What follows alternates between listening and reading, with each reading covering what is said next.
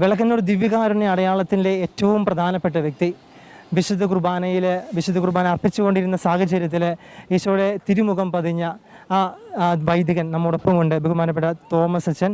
അച്ഛാ, ഈ ഒരു സന്ദർഭം എങ്ങനെ നോക്കിക്കാണുന്നു? അച്ഛൻ്റെ ജീവിതത്തിലെ ഏറ്റവും വലിയ അനുഗ്രഹത്തിൻ്റെ നിമിഷങ്ങൾ കൂടിയാണ്. അച്ഛന് എങ്ങനെ നന്ദി പറയാൻ സാധിക്കും? നന്ദി പറയാൻ വാക്കുകളില്ല എന്നുള്ളതാണ് വാസ്തവം. എൻ്റെ ജീവിതത്തിലെയും ഏറ്റവും പ്രധാനപ്പെട്ടതും മറക്കാനാവാത്തതുമായ ഒരു നിമിഷമായിട്ട് ഞാൻ ഇതിനെ പരിഗണിക്കുക. മുൻപ് ഞാൻ സൂചിപ്പിച്ചതുപോലെ പണ്ട് കാലത്തൊക്കെ ഇത്രയും സ്വന്തം കാര്യങ്ങൾ സ്ഥിരീകരിക്കപ്പെടണമെങ്കിൽ ഒരുപാട് വർഷങ്ങൾ വേണ്ടി വന്നു. സാങ്കേതിക പുരോഗതിയുടെ അടിസ്ഥാനത്തിൽ ഇത്രയും പെട്ടെന്ന് ഇത് ഒരു വിശ്വാസയോഗ്യമായ സംഭവമായിട്ട് വത്തിക്കാൻ പ്രഖ്യാപിച്ചതിൽ ഒത്തിരിയേറെ സന്തോഷം ഞാൻ പങ്കുവച്ചിരുന്നു മുമ്പ് ഷെക്കേനയോട്. ഇപ്പോഴും ഞാനത് തന്നെ ആവർത്തിക്കുകയാണ്.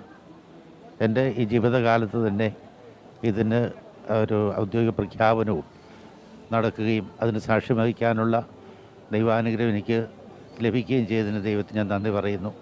ഒപ്പം സഭയുടെ അധികാരികൾക്കും ശാസ്ത്രീയ പഠനങ്ങൾ നടത്തിയ ശാസ്ത്രജ്ഞന്മാർക്കും ദൈവശാസ്ത്രജ്ഞന്മാർക്കും